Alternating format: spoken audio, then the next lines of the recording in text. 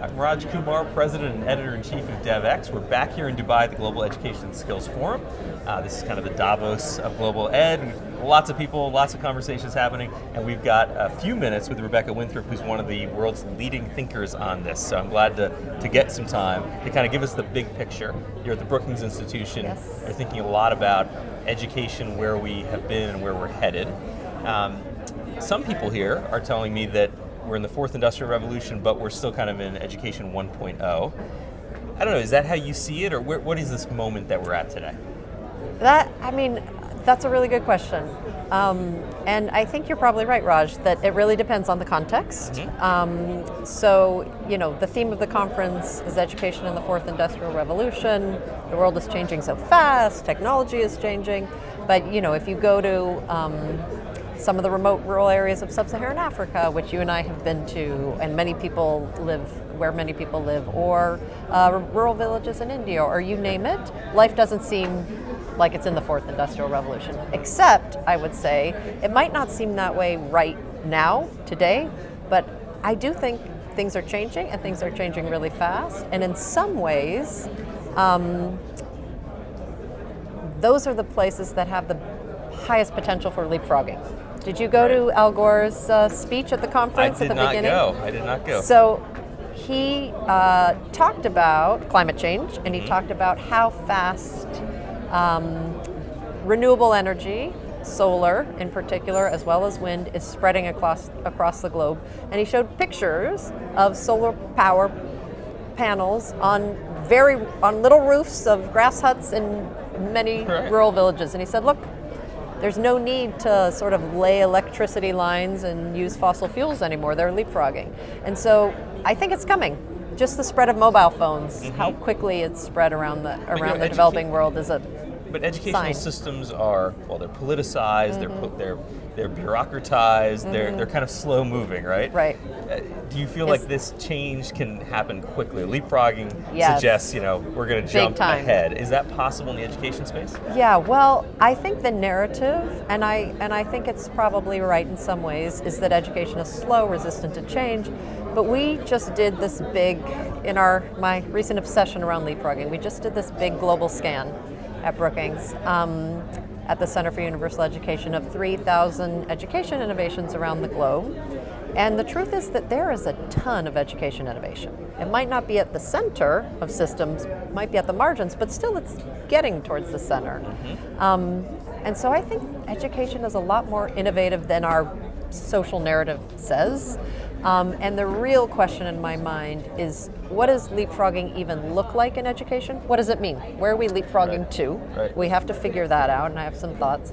And then the question is, are we going to curate the innovations that could help get us there and lean into them as an education community, or are we going to spend time being distracted on innovations that kind of are marginal tweaks around the edges? Well, let me first ask you, if there's 3,000 that you found in that scan, are there any individual countries in the global south that you point to and say they're kind of on the right path? They have a shot at leapfrogging? Anybody that comes to mind? So I would point to, I think actually a number of countries have a shot at it. If they think about doing things a little bit differently, and I think the core to leapfrogging really is to make sure that you set an ambitious goal on not only getting kids into school, but making sure they learn their academic subjects really well, and third, really developing those 21st century skills. And for some folks, that seems like too much. It seems like just get them into school. Right. But I actually think what we've learned, if anything, from the scan of innovations, you can do all three of those at the same time. Because you can learn 21st century skills while you're learning academic content. It's how you learn those subjects, through project-based learning, through interaction. You're still going to need direct instruction, but there's lots of examples that shows it's possible even with kids who are, marginalized, living in marginalized communities in South Sudan, for example, displaced kids. There's great examples of them doing all those three things at once that isn't super high cost. I can give you, but go ahead. Well, it sounds to me like the pitfall you're alluding to is just kind of getting attracted to tech and innovation in general, as opposed to finding the ones that have real evidence in terms of outcomes. Absolutely. And what outcomes are you trying to do? trying to get towards. I mean, I love the example from Brazil, middle income country, but this is an example that could probably work anywhere. The Varkey Foundation is doing it with the Girls Ed Challenge and DFID in Ghana, something similar. So in Brazil, the state of Amazonas, which has very, very rural state, mainly the Amazon jungle, they never had secondary schools until very recently. And they didn't start with let's give every kid an iPad, let's stream content on flip phones. They didn't start with the technology. They started with what do we want? We want our kids in this state to not only have access to primary school but also secondary school. It's their right. It's the right thing to do. And then they said, what are our assets and how do we get there? And really what they ended up doing is doing two-way video uplink between the capital, where there were teachers who had the content mastery for secondary school subjects, and they would teach to 1,000 little classrooms at a time, two-way uplink, and there was teachers in those little classrooms who were mentoring teachers. They didn't really have the academic content for secondary school, but they were wonderful teachers. They coached inspire them, and facilitate. they helped them with all the 21st century skills kids needed. They helped them sort of organize themselves, work together as teams, collaborate, solve problems amongst each other if there was conflicts, mediate with the family. I mean, teachers' jobs are really huge, and there's no reason why you couldn't have, as in the case of Brazil, lecturing teachers and mentoring teachers. I've heard that here as kind of a theme, and I wonder, is that likely, just thinking ahead, I know it's always risky to predict, but are we heading to a world where we'll have 100 of the world's best math teachers, and that they will be piped into all the schools around the world with cultural context and language, et cetera, and then the teachers in those classrooms will be facilitators, will focus on those collaboration and skills and the other 21st century skills? I wonder, I somehow doubt you would have, for the world, 100 best math teachers. But I could imagine you seeing something like that at a subnational level, or if it's a very small country, small population, a national level.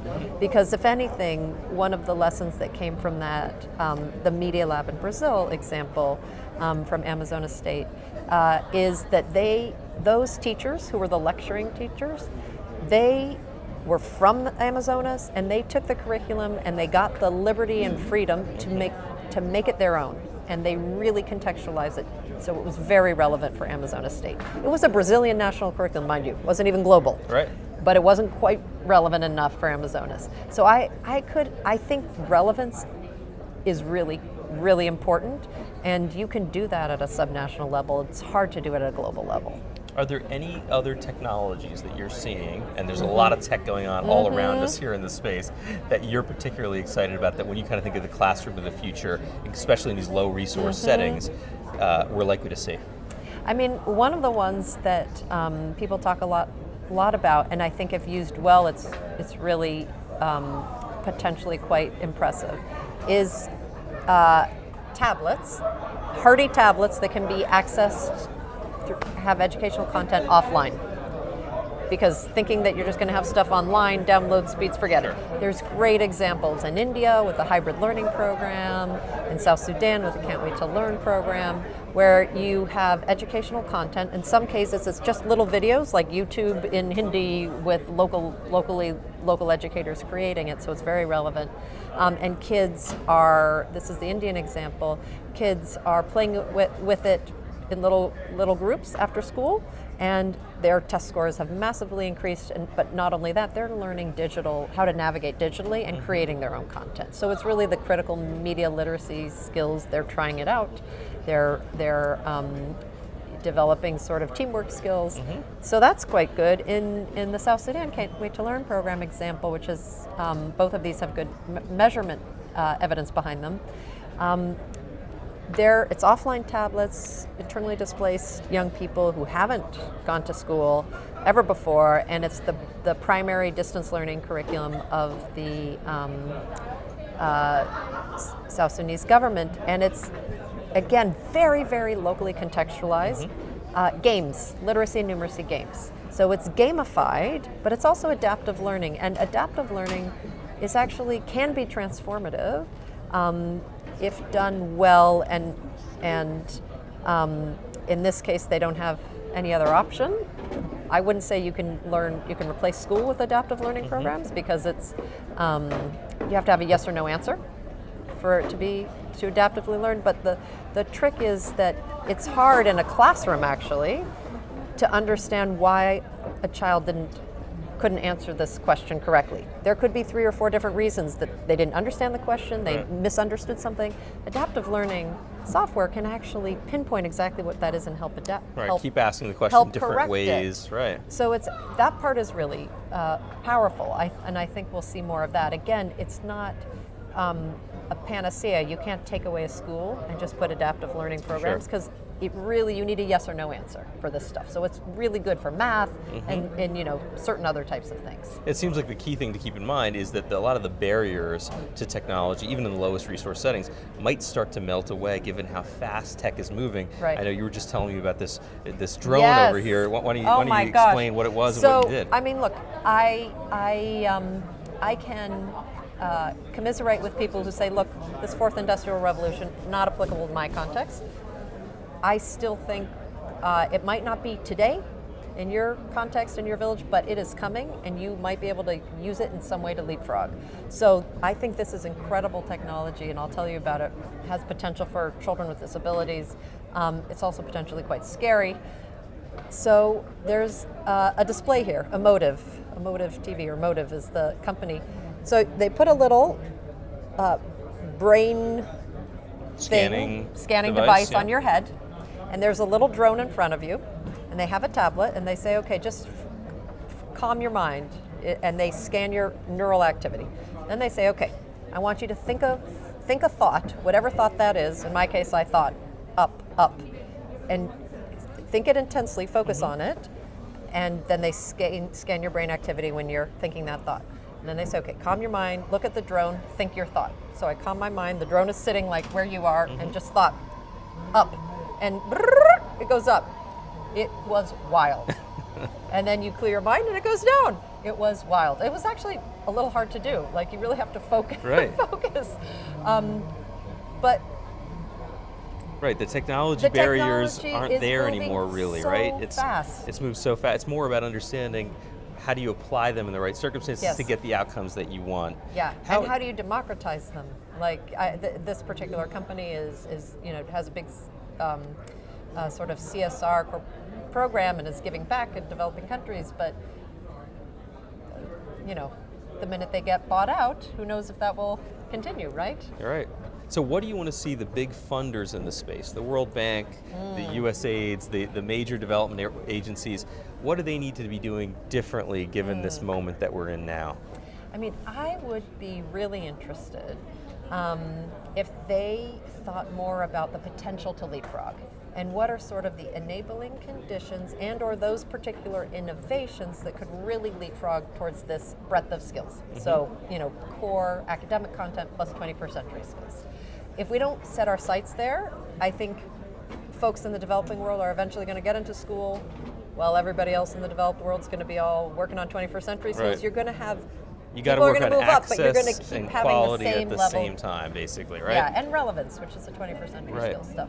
So I think curating what are those innovations that could really help leapfrog, and being a little more risky, if they can, on placing some bets for leapfrogging. At the moment, aid agencies are barely funding education innovations at all in terms of our study. In the 3,000 education innovations we looked at, less than 10% had any funding from aid agencies. Wow. Most of them were funded by governments and philanthropy and private sector investment. So I think that's something that has potential to look at. That's a great point to leave us on. I wish we could keep you here longer, but thank you so much for those thoughts. And these are all issues we're going to keep covering at Devex, so you'll be back. All right, wonderful. Thank you, Rebecca. Thank you.